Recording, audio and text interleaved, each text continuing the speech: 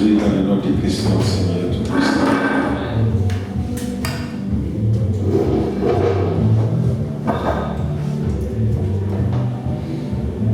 Nous remercions notre Seigneur Dieu de nous avoir donné un souffle de vie nouveau ce matin à chacun, ce qui nous a permis de venir en ce lieu pour louer son nom, le prier dans le nom de Christ. Alléluia. Nous allons prendre notre Bible que nous allons ouvrir dans le livre de Exode au chapitre 6. Exode au chapitre 6.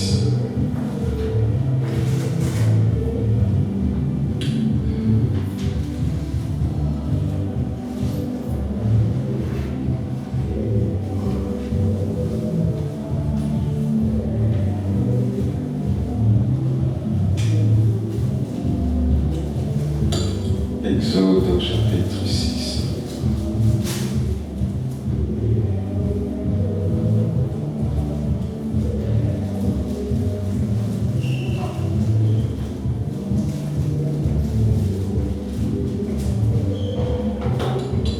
Alléluia.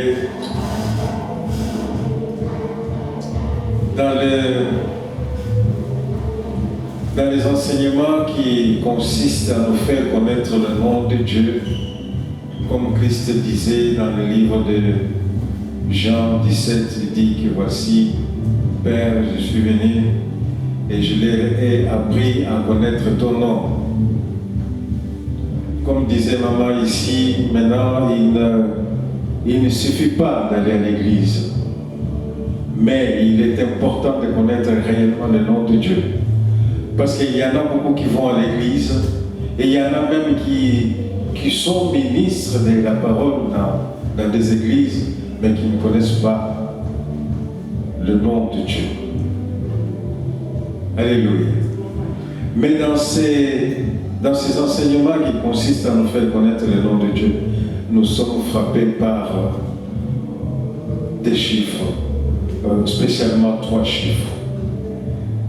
3 chiffres qui sont 3, 7 et 12. Le chiffre 3, c'est le chiffre qui proclame la sainteté de l'Éternel. Lui qui est Dieu, lui qui est le Saint-Esprit, lui qui est le Fils de l'homme, Jésus-Christ. Alors il est Elohim. Elohim, ça veut dire un et indivisible. Mais il s'est manifesté à nous par 3 manières. Celles qui sont celui du Père, du Fils et du Saint-Esprit. Mais tout ça en une seule personne qui est indivisible. Ça, c'est le chiffre 3, qui est le chiffre de sainteté de l'Éternel. Nous avons le chiffre 7. Le chiffre 7 qui est le chiffre de la gloire de l'Éternel. Parce que par le chiffre 7, Élisée a fait guérir un général étranger qu'on avait envoyé chez Élisée pour être guéri parce qu'il souffrait d'une maladie grave. Élisée lui a dit que ce n'était pas lui, Élisée, qui guérissait, mais que tu ailles te jeter par 7 fois dans la mer et tu seras guéri. Et l'homme est allé se baigner par 7 fois. C'est-à-dire entrer une fois, sortir, entrer une fois, sortir, par 7 fois. Alors il avait été guéri. Guéri parce qu'il a glorifié l'Éternel. L'Éternel est par 7 fois a créé le monde. Il a créé l'univers par 7 fois. Une fois il a dit que la lumière soit et la lumière fut, jusqu'au jour où il a terminé de créer tout l'univers, 7 fois. Le peuple d'Israël, en sortant d'Égypte, ne pouvait pas arriver dans le pays où coule le miel, là où l'Éternel l'avait envoyé, parce qu'il y avait devant lui un peuple très puissant, qui était le peuple de Jéricho. Alors si Israël s'arrêtait ici, s'il n'avait pas le moyen de passer par Jéricho pour aller dans le pays où coule le lait et le miel, alors le plan de Dieu ne se serait pas accompli. Or, le plan de Dieu doit s'accomplir. Parce que la parole de Dieu s'accomplit toujours. Et il veille à ça. Mais le peuple d'Israël était faible par rapport à ce peuple-là. L'Éternel leur a dit, tournez par 7 fois ce pays de Jéricho. Et vous verrez, Seigneur, je ferai par ma puissance. Le peuple a tourné par 7 fois le pays de Jéricho. Et l'Éternel l'a écroulé. Alléluia. Et le peuple était plus que vainqueur. Le 7 est le chiffre de la gloire de l'Éternel. Alors nous avons le chiffre 12. Le chiffre 12, c'est celui qui nous concerne aujourd'hui. Dieu, on dit que Dieu, il est amour. Mais son amour, il le concentre spécialement sur le chiffre 12. Spécialement sur le chiffre 12. Pourquoi? Parce que ceux qui composent le chiffre 12 sont ceux qu'il a créés à son image et à sa ressemblance. Parce que quand ceux qui composent le chiffre 12 s'est perdu dans le méandre de Satan, dans le monde, l'Éternel a envoyé son Fils unique. Il l'a envoyé en sacrifice afin que par son sang, il puisse racheter le 12. Alléluia. Il puisse racheter le 12. Et le 12 là, c'est toi et moi. Nous composons, nous sommes les descendants de ces 12, ou nous sommes ces 12 là. Alors Dieu avait dit jadis à un vieil homme qui s'appelait Abraham, il lui dit que de toi je ferai une grande nation.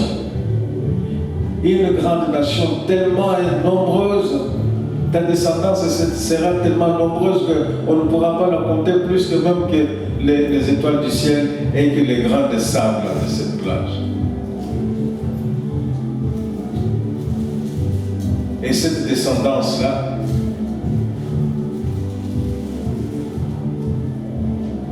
lui personnellement, Abraham ne l'a pas vu.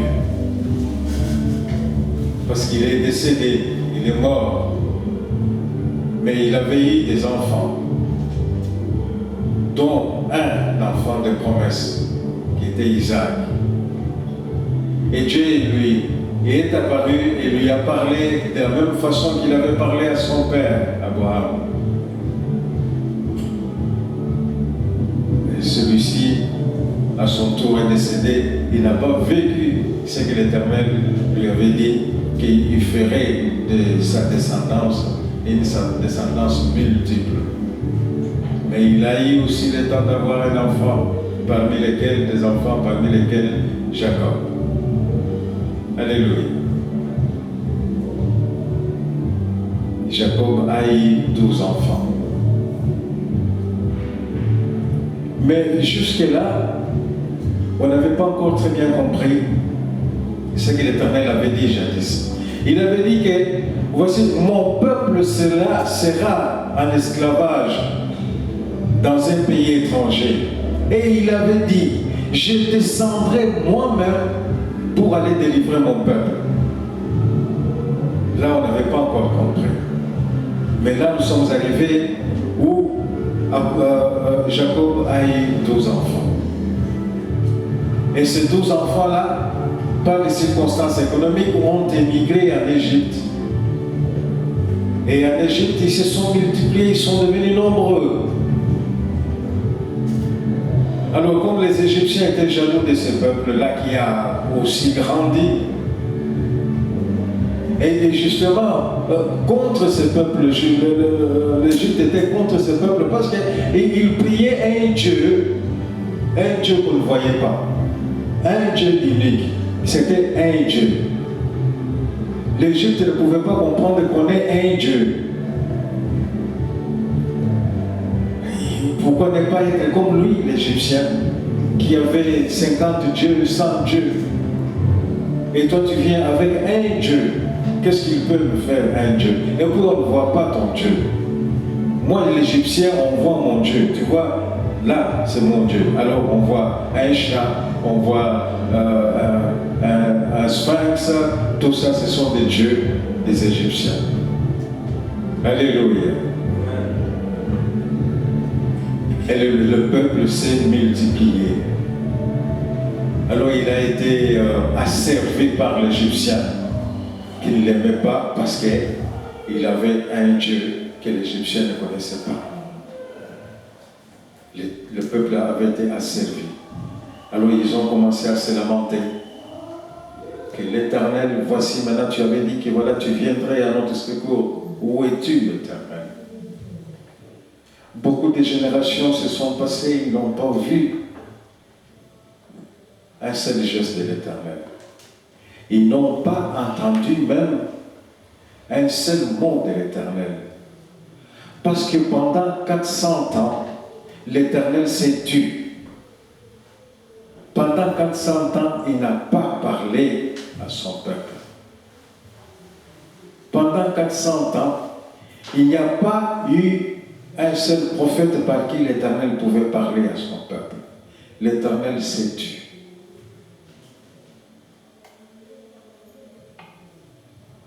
Désespoir total du peuple. Il disait, où est l'Éternel maintenant? Où est-il? Alors maintenant, un jour, l'Éternel lève un fils parmi le peuple d'Israël. Nous n'entrons pas dans les détails de ce fils-là qui s'appelait Moïse, parce que ça, c'est un autre enseignement. Il lui dit, voici Moïse, moi j'ai entendu les cris de détresse de mon peuple.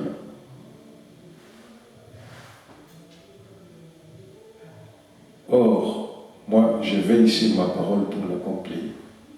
Alors j'ai dit, en cas de détresse, invoque mon nom et je répondrai.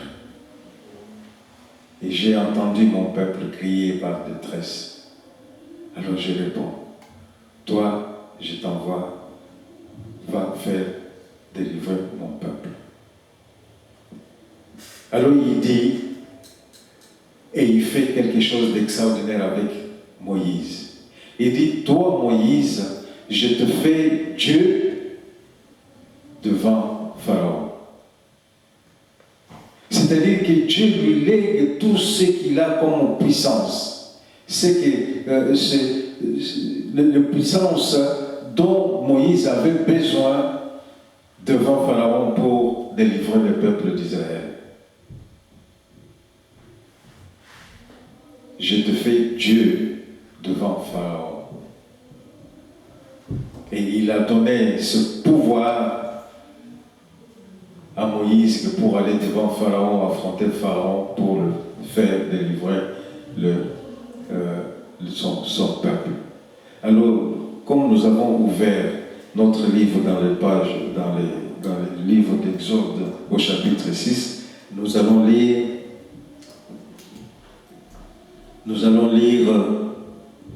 le verset 7. Exode chapitre 6, verset 7. Il dit, c'est l'Éternel qui parle, il dit, je vous prendrai pour mon peuple, je serai votre Dieu, et vous saurez que c'est moi, l'Éternel, votre Dieu, qui vous a franchi des travaux dont vous chargent les Égyptiens. Nous réalisons le 7. Je vous prendrai pour mon peuple, je serai votre Dieu, et vous saurez que c'est moi, l'Éternel, votre Dieu, qui vous a franchi des travaux dont vous chargent les Égyptiens. Vous voyez combien l'Éternel aimait ce peuple. Vous voyez combien l'Éternel aimait les 12. Je vous prendrai pour mon peuple. À qui il s'adressait? Il s'adressait à ses enfants de Jacob, qui étaient à 12, qui étaient au nombre de 12, et que des 12, ils sont devenus des patriarches de 12 tribus. Et les 12 tribus composaient le peuple de l'Éternel. Voilà combien il aimait ce peuple-là composé de 12 tribus. C'est pour ça que nous avons dit combien il aimait le chiffre 12.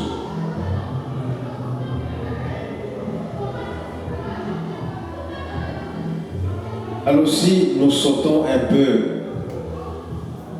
des époques, nous allons dans les livres de Apocalypse chapitre 21 au verset 12.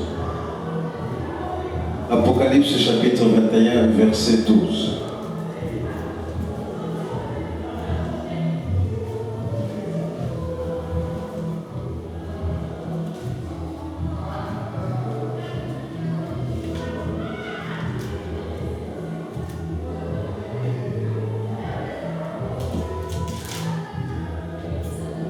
Apocalypse chapitre 21 verset 12.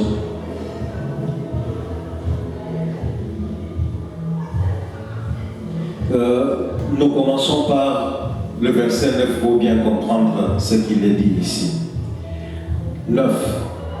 Puis un de ces anges qui tenait les 7 coupes remplies des 7 derniers fléaux vint, et il m'adressa la parole en disant, viens, je te montrerai l'épouse, la femme de l'agneau.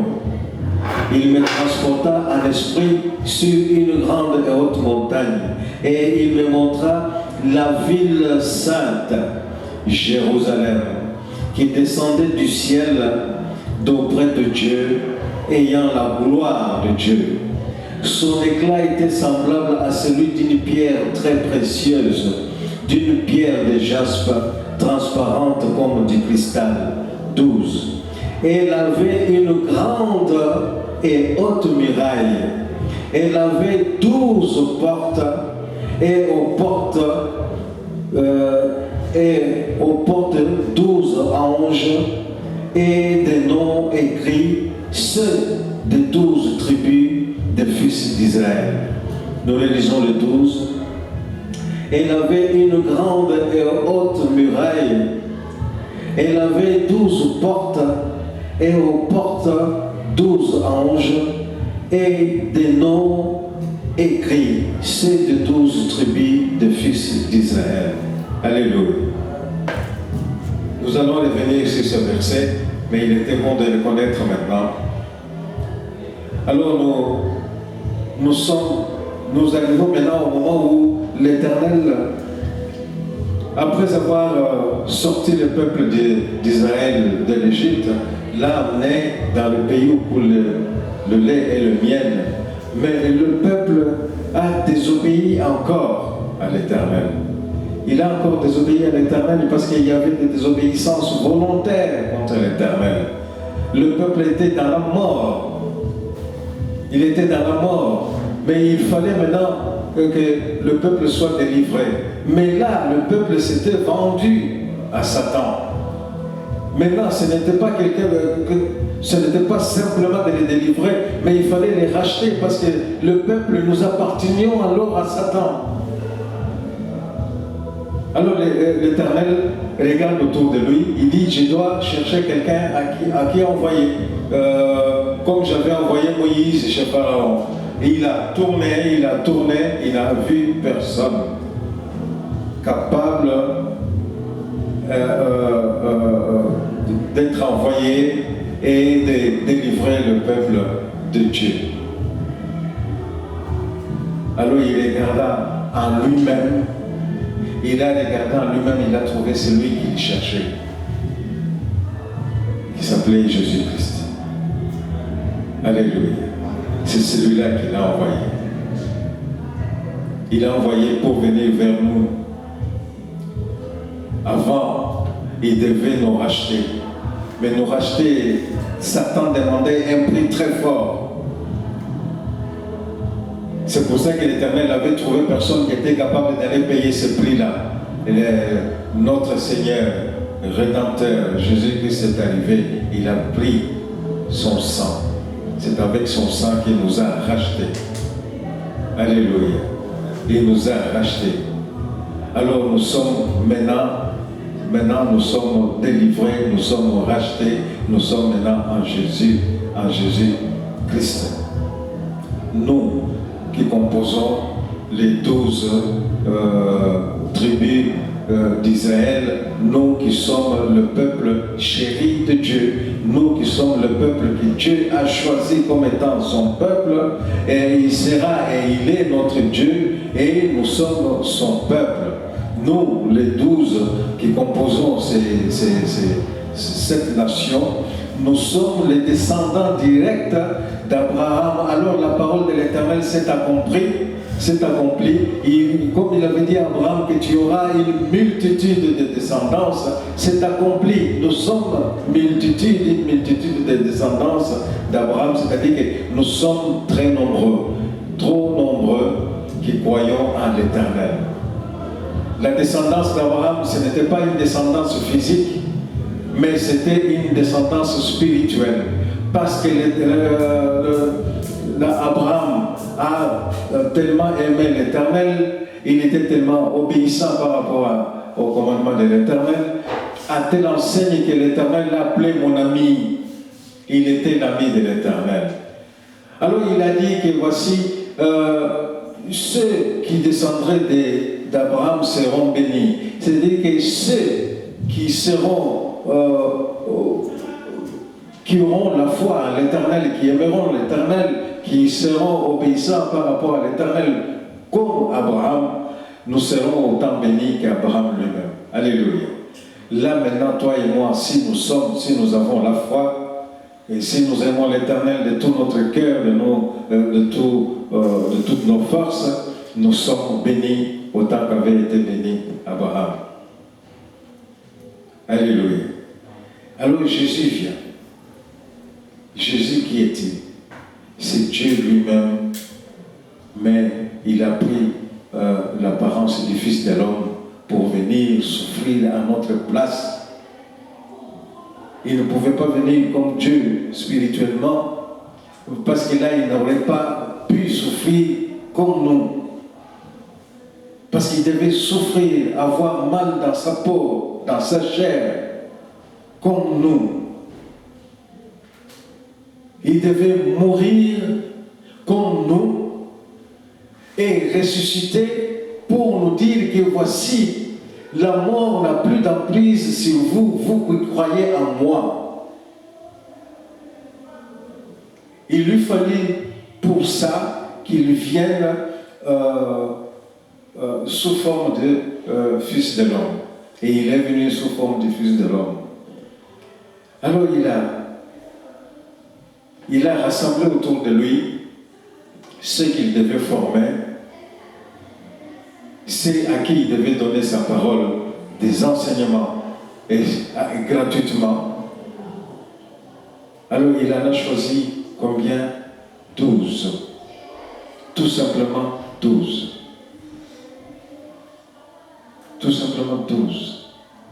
Et il n'a pas fait exprès, et il n'a pas fait au hasard. C'était bien réfléchi, c'était bien coordonné. 12. Parce que les 12 devaient représenter les 12 tribus d'Israël, c'est-à-dire tout le peuple des croyants. Tout le peuple des croyants. Alors quand il y en a eu un qui était fils de perdition, Judas est parti, ils sont restés à 11. Mais ils ne pouvaient pas rester à 11. Dieu leur dit de choisir un parmi eux. Mais on ne pouvait pas prendre quelqu'un à l'extérieur, mais c'était seulement celui qui, parmi ceux qui dormaient avec eux, qui mangeaient avec eux, c'est parmi ces gens-là qu'on devait en choisir un 12e pour remplacer Judas. Pourquoi? Parce que ces gens-là, ils ont vécu avec Jésus. Ils ont vu Jésus, comment Jésus vivait. Ils ont vu Jésus, comment il marchait dans sa vie. Alors maintenant, cet enseignement-là de vivre aux côtés de Jésus et de voir Jésus comment il marchait et d'entendre Jésus comment il parlait de Dieu et de voir Jésus comment il adorait Dieu, comment il respectait Dieu. Et tout ça, ça devait être des témoignages importants et qui devaient être donnés à qui? Aux 12. Pourquoi faire? Christ leur dit, allez partout, allez enseigner. Allez enseigner. Enseigner quoi? Enseigner par les témoignages de ce qu'ils ont vu de Jésus-Christ. Alors ils iraient là-bas pour dire, moi j'ai vécu avec Jésus-Christ, j'ai vu ceci de Jésus-Christ. Jésus les a envoyés. Ça veut dire, il en a fait des apôtres. Parce que apôtre, ça veut dire l'envoyé de Dieu. Alléluia. L'apôtre, ça veut dire l'envoyé de Dieu. Et nous avons eu une grâce extraordinaire parce que nous avons eu le plus grand des apôtres, qui s'appelle Jésus-Christ. Parce que lui-même, il est apôtre. Alléluia. Allons dans les livres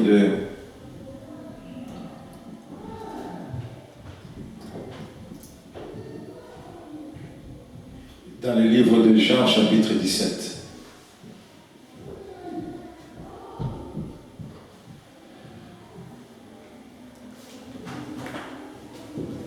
Jean, chapitre 17.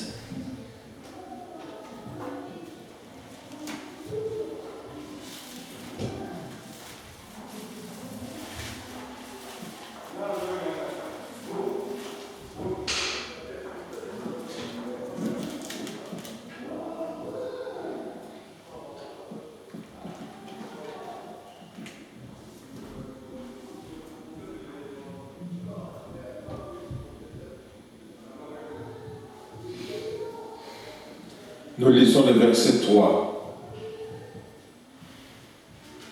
Jean chapitre 17, nous lisons le verset 3. Et c'est Jésus qui parle dans sa prière, il parle au Père dans sa prière, il dit, « Or, la vie éternelle, c'est qu'ils te connaissent toi, le seul vrai Dieu, et celui que tu as envoyé, Jésus-Christ. Or, la vie éternelle, c'est qu'ils te connaissent toi, le seul vrai Dieu, et celui que tu as envoyé, Jésus-Christ. Jésus-Christ était envoyé par le seul Dieu éternel. Et envoyé, ça veut dire qu'il a été fait apôtre par Dieu lui-même. Alléluia.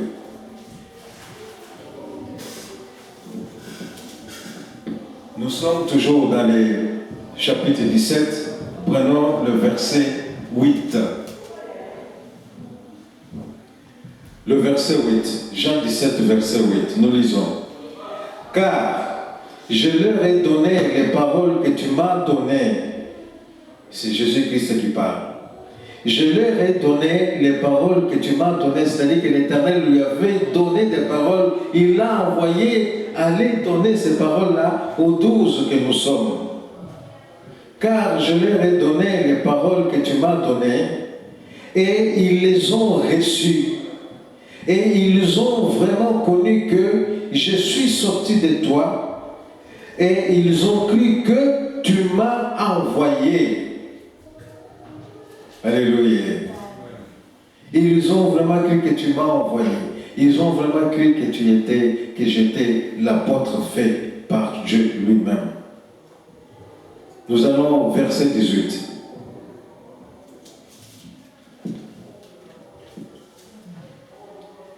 Verset 18.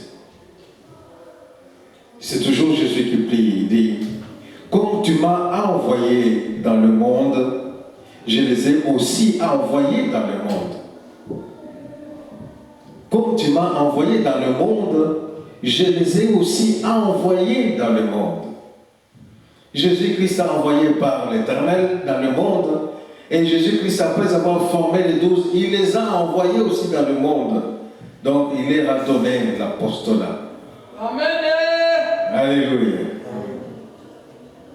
Il leur a donné l'apostolat. Parce que lui-même, c'est l'apôtre des apôtres. Amen. Envoyé par Dieu. Amen. Après avoir formé, et alors il leur donne la mission d'apostolat. Apostolat, c'est-à-dire envoyé par l'Éternel. Amen. Envoyé par l'Éternel. Apôtre, cela ne veut pas dire avoir plusieurs églises. Non.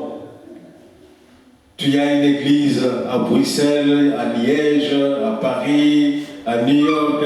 Cela ne fait pas de toi un apôtre.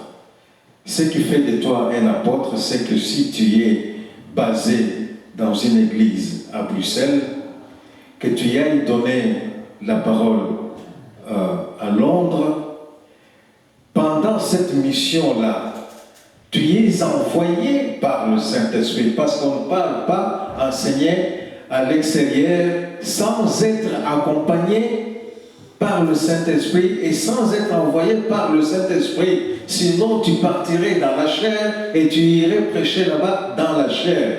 Alléluia. Mais on part par le commandement du Saint-Esprit et on est accompagné par le Saint-Esprit. Alors on va enseigner là-bas avec le Saint-Esprit. Alors pendant ce temps-là, tu fais la mission d'apostolat. Et quand tu reviens chez toi, c'est fini. Quand tu es ici, tu es pasteur, tu es évangéliste, c'est tout. Mais quand tu es envoyé par l'Église, c'est-à-dire le Saint-Esprit, pour aller prêcher ailleurs, tu fais la mission d'apostolat. Alléluia. Et ça se limite là. Amen. Alléluia. Amen. Amen. C'est un titre d'ouvrier, l'ouvrier de l'Éternel. Quand l'Éternel dit, va là-bas, va me faire quelque chose, il t'envoie en mission. Tu fais une mission d'apostolat à ce moment. Et quand tu reviens, il te pose la question, tu as enseigné là-bas? Oui, Seigneur. Que dit-on que je suis là-bas? On dit que je suis Jérémie, que je suis Jean le Baptiste, que je suis Élie. Non. Je te dirai, quand il faudra que tu vas venir chez eux pour leur dire que je suis le Fils du Très-Haut. Le Messie que vous avez été promis, c'est moi. Voici ce que l'Éternel peut te dire peut te donner comme mission. Nous avons été prêchés ici par notre maman Fatou. Mais maman Fatou, elle est basée en Côte d'Ivoire. Alors le fait de venir nous prêcher ici, elle a fait la mission d'apostolat. Pendant qu'elle était ici, elle était apôtre.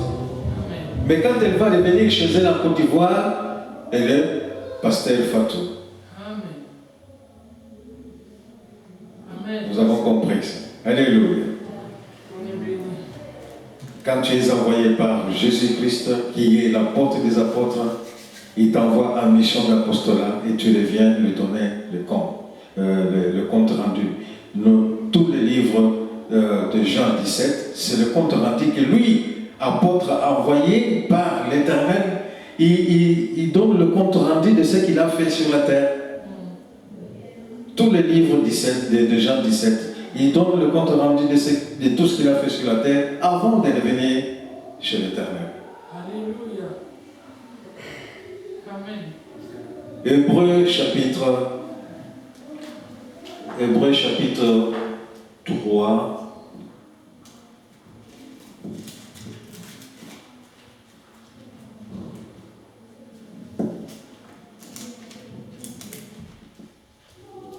Hébreux chapitre 3, le verset 1. Nous lisons. C'est pourquoi, frères saints, qui avaient part à la vocation céleste, considérez l'apôtre et le souverain sacrificateur de la foi que nous professons, Jésus, qui a été fidèle à celui qui l'a établi, comme le fut Moïse dans toute sa maison. Nous reprenons le 1 et le 2. C'est pourquoi, frères saints, qui avaient part à la vocation céleste, considérez l'apôtre et le souverain sacrificateur de la foi que nous professons, Jésus, qui a été fidèle à celui qui l'a établi, comme le fut Moïse dans toute sa maison. Alors le Saint-Esprit nous exhorte ici de considérer l'apôtre qui est en même temps le souverain sacrificateur de la foi, c'est Jésus-Christ, qui a été lui-même fidèle à celui qui l'a établi. Celui qui l'a établi, c'est Dieu. À celui qui l'a établi, comme le fut Moïse. Moïse a été établi par Dieu lui-même. Alléluia.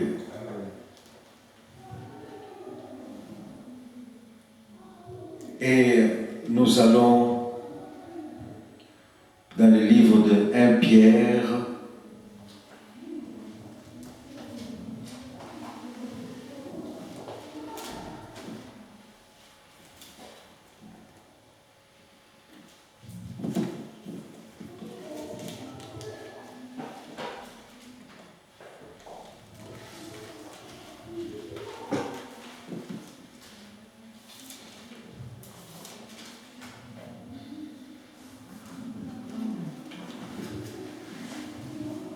Nous sommes dans le livre de 1 Pierre.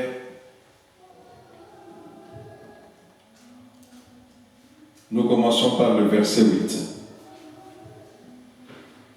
1 Pierre, nous commençons par le verset 8. Nous lisons. Vous l'aimez sans l'avoir vu. Vous croyez en lui sans le voir encore. Vous réjouissant d'une joie merveilleuse et glorieuse, parce que vous obtiendrez le salut de vos âmes pour prix de votre foi. C'est quel verset? 1 Pierre, nous commençons chapitre 1er. Chapitre 1er, nous commençons par le verset 8. Nous recommençons. Vous l'aimez sans l'avoir vu. Vous croyez en lui sans le voir encore, vous réjouissant d'une joie merveilleuse et glorieuse, parce que vous obtiendrez le salut de vos âmes pour prix de votre foi. Les prophètes qui ont prophétisé touchant la grâce qui vous était réservée ont fait de ce salut l'objet de leurs recherches et de leurs investigations. Ils voulaient sonder l'époque et les circonstances marquées par l'Esprit de Christ qui était en eux et qui attestait d'avance les souffrances de Christ et la gloire dont elles seraient suivies. il leur fit révéler que ce n'était pas pour eux-mêmes, mais pour vous qu'ils étaient les dispensateurs de ces choses qui vous ont annoncées maintenant ceux qui vous ont prêché l'évangile par le Saint-Esprit, envoyé du ciel, et dans lesquels les anges désirent plonger leur regard. L'exhortation de Pierre ici au peuple de Dieu pour nous dire que les prophètes ont fait des investigations, ils ont fait des recherches, c'est-à-dire qu'ils ont étudié, ils ont appris à connaître le nom de Dieu, ils ont demandé l'aide du Saint-Esprit pour leur apprendre, pour être leur dispensateur, pour leur enseigner à connaître réellement le nom de Dieu. Alors, les Écritures disent que c'est tout ça, toutes ces connaissances qu'ils ont eues, tous ces prophètes, ce n'était pas pour eux, mais c'était pour nous. C'était pour nous. Et le Saint-Esprit leur disait à chaque fois, écrivez ça dans les livres, et c'était pour nous. Alors il dit que voilà, ces recherches, ces connaissances des prophètes ont été le fait de ceux, des dispensateurs qui sont venus nous prêcher ces paroles, qui sont venus nous prêcher ces enseignements. Les dispensateurs là, c'est qui? Ce sont les apôtres que Jésus avait envoyés. Alléluia. Jésus avait envoyé les apôtres avec les connaissances des recherches que les prophètes avaient faites, avec les connaissances approfondies que Jésus-Christ leur avait données. Alors ils sont venus nous enseigner. Mais comme ils étaient dans la chair et que la chair était limitée dans le temps, parce que l'Éternel avait dit que la chair ne vivra pas 120 ans sur cette terre, alors ils ont formé aussi. Ayant formé aussi, ceux-là sont allés enseigner aussi. Et ils ont formé aussi. Tout ça par le Saint-Esprit et avec le Saint-Esprit. Alors là, ce que nous venons de lire ici, on dit que c'est ça la base de notre salut. Parce que c'est ça qui nous donne la foi. Et comme il est dit que la foi vient de ce qu'on entend, et ce qu'on entend vient de la parole de Dieu. Alors nous avons entendu le dispensateur, alors la foi a grandi en nous, et c'est ça qui nous garantit le salut. Alléluia. Et la parole dit que nous sommes bâtis sur les fondations des apôtres et des prophètes, sans quoi nous nous écroulons. Et c'est seulement quand tu as connu le nom de Dieu par ses enseignements que les portes des cieux s'ouvrent pour toi et tu peux entrer. C'est pour ça que nous avons lu le verset d'Apocalypse 21 qui dit qu'il y avait 12 portes.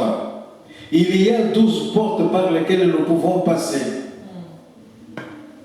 Si toi tu passes par la porte du nord, moi je passe par la porte du sud, ce n'est pas un problème, nous nous rencontrerons à l'intérieur. Parce qu'il y a eu 12 prophètes qui sont allés à toutes les nations. Amen. Alléluia. Amen. Ils sont allés à toutes les nations, comme Christ leur avait dit, aller à toutes les nations, aller enseigner. Amen. À celui qui croira, il sera baptisé.